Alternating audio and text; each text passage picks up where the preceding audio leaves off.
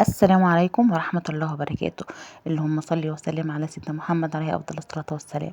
النهاردة بصوا مش لاقيين حاجة حلوة نعملوها، مش لاقيين حاجة نتسلى فيها نطلع زهقنا فيها. جبت كده رغيفين من الفريزر وسخنتهم وحطيت الزيت على النار، رحت جايبة العيش وزي ما انتوا شايفين كده قطعته مكعبات صغيرة. عملت من العيش زي الشيبسي بالظبط، حاجة مسلية للأطفال، حاجة مسلية للكبار مش للأطفال بس. عايزة اقول لكم طعمه حلو قوي، يعني مقرمش زي ما الناس بتحبه كده. ما بيشربش زيت على فكرة، الزيت اللي انا حطيته في الطاسة هم حاجة بسيطة جدا طبعا، مجرد ما انت بتحمريه تمام.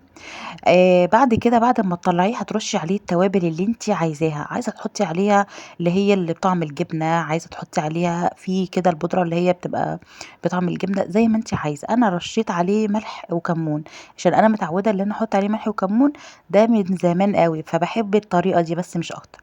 طبعا لو كان عندي اللي هو بطعم الجبنه كنت استعملته عادي. هنا بقى حبايبي زي ما انتم شايفين حطيت العيش في الزيت كده وعجب جنة حلو قوي، وطبعا هيعجب كل الأطفال والله كبار وصغار. متنسيش بس تحطي لايك وتصلي على الرسول عليه أفضل الصلاة والسلام.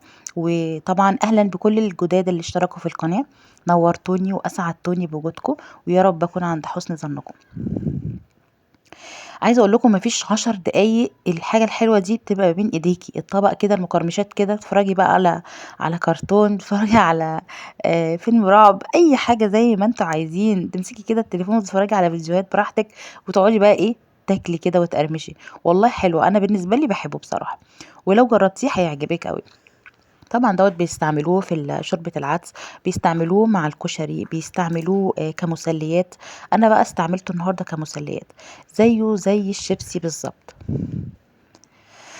آه بجد هيعجبكم قوي، والف هنا وشفا لكل اللي هيجرب الطريقه ديت، سهله جدا يعني مش صعبه على اي حد، اي حد يقدر يعملها. انا عملت اول طاسه ودي تاني طاسه، مفيش ربع ساعة وتلاقي نفسك خلصتيه. زهقانة كده قومي كده طلعي رغيفين ويا دوب بس تفكيهم من الفريزر، وبعد ما تقطعيهم كده زي ما انت شفتي الطريقة، والف هنا وشفا، وتسلوا بيه كده وصحة وعافية على قلوبكم. بس مكتروش منه بالليل عشان دوت بيتخن جدا، طبعا عيش وزيت فاكيد بيتخن جدا، واحنا مش عايزين بقى نتخن، احنا داخلين على رمضان، كل سنة وانتم طيبين وربنا كده يا رب بلغنا رمضان، اللهم امين يا رب العالمين، فرحكم جميعا يا رب.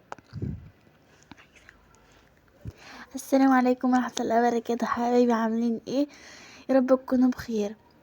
وحشتوني جدا جدا جدا بصراحة. الطريقة اللي ماما عملتها دي تحفة، عجبتني قوي قوي قوي. طعمها يشبه للشيبسي، طعمها تحفة بجد، طعمها حلو قوي. طبعا كلنا كل بيت فيه عنده زيت وعنده عيش، والف هنا وشفا وسلام. باي.